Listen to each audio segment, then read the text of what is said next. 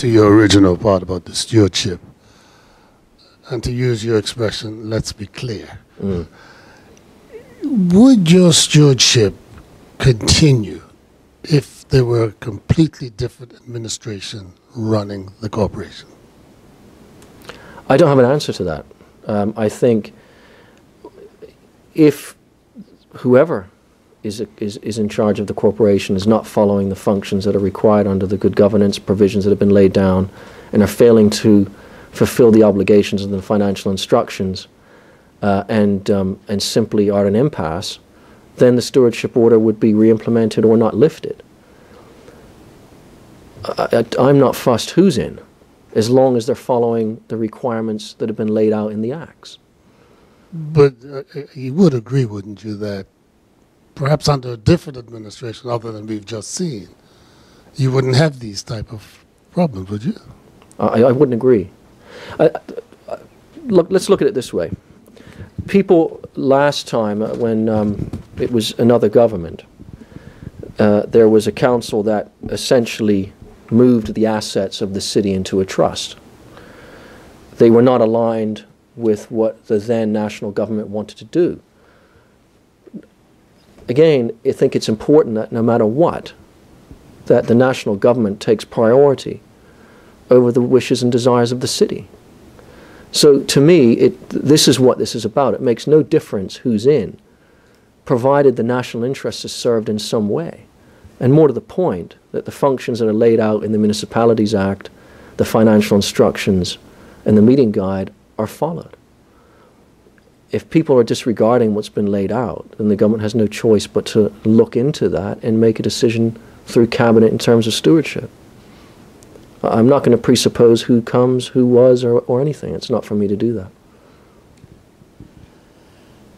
Minister, you said at the beginning that you recently, in talking about this bill, you recently met with some members of the council. Can you tell us which members you did not meet with? Yeah, certainly. You'll recall that the bill itself was tabled prior, or I think it was tabled on the last sitting of the Senate. And let's make this clear. The reason that it was tabled in the last sitting of the Senate, so everyone was under no illusions that the bill has been tabled and will be debated and I believe passed no matter who wins elections in May. What I was loath to see is a bill laid after an election and allegations be made that somehow it's been put in because the government doesn't like who's elected. I don't even know who's put their names forward because that date has not yet come. The meeting that we had on Monday with the certain members of the corporation included Deputy Mayor Donald Smith, Councillor Keith Davis, Alderwoman Gwyneth Rollins, Chaplain Santucci was in attendance, as was my acting permanent secretary and the secretary of the Corporation of Hamilton. And we have agreed to have a meeting on the 20th of April so that if there's anything that they wish to bring to my attention in the spirit of dialogue, then they have that opportunity to do so. So to even give airtime, quite frankly, to things like that is ridiculous, because it's certainly totally untrue. And in my view, simply is trying to run and hide from the very issues I'm laying out for the public today that are far more serious than not having a meeting before taking stewardship on something as serious as this. The reason stewardship has been taken this second time has been laid out today, but I went to a meeting on the Thursday before we took this thing over, and it was these particular instances and the way that the council members behaved with one another. I've never seen anything like it. And I'm a litigation attorney by trade. It was outrageous. So it's nonsense. Minister, I have two questions. One, the $18 million, where is it? And two, is there any crime has taken place in this whole process? In terms of the exact whereabouts of the $18 million, to be perfectly blunt, if we knew that, we wouldn't be here. In terms of whether any criminal offense has occurred, I don't know the answer to that. Is there going to be an investigation? Well, we are going through the civil procedures. Mexico Infrastructure Fund has made their relevant appointments that they're entitled to do under the agreements. We at the corporation under my stewardship will have to now consider what actions the corporation may need to bring to secure its needs in the legal way. Becky, did you have any questions at all? I do, yeah, I've got a couple of questions. Carlyle, the fund, that the money, the $18 million is apparently invested in.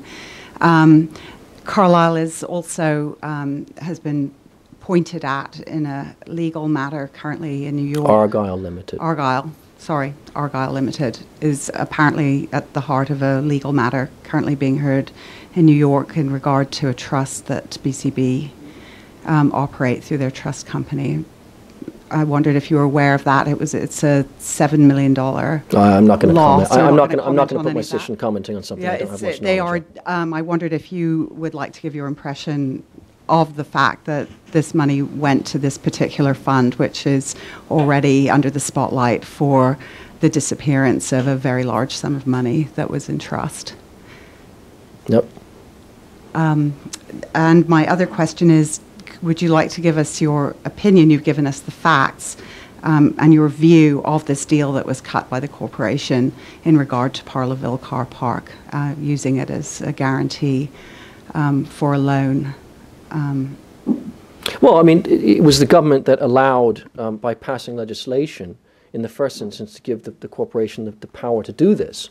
So obviously it was debated in Parliament at length when the original amendments were passed, and the government was supportive of giving the corporation what they thought they needed to fulfill an agreement to see a development at the car park. What we have the concerns about is what they then did once that power had been given. And there is obviously a duty with public officials that have the taxpayers' purse in their control to make sure that they use those powers properly, and they have a fiduciary duty to do that. We have concerns in the way in which some of these things were done. And again, that is why, one of the reasons why the stewardship order was put in place in January, because of concerns that directly related to this. Bernews, I think you had a question. Minister, $18 million is a lot of money to try and make up in parking fees. What do you see happening with that arrangement moving forward? In fairness, that's now going to be up to the Mexico Infrastructure Fund and advice they may receive from their attorneys or the joint receivers under whatever agreements they have in place to effect what they have now done. In point of fact, the corporation was the guarantor, and that is the legitimate way in which the Mexico Infrastructure can enforce the debt. We will continue to work with the joint receivers to see what can be done. Are there any concerns that they can take control of the property? There would be a potential power of sale, but we're not at that stage yet as far as I can tell. And should that eventuality become a reality, or looks like it will become a reality, of course, as steward, I will make the relevant notifications. But, unfortunately, we're in a position, not quite as bystander, but we can help facilitate the collection. But the guarantee was given under the council. They gave the guarantee. They signed the dotted line. They passed the resolution. So, that has to be thought about and really considered as to the reason why stewardship is in place.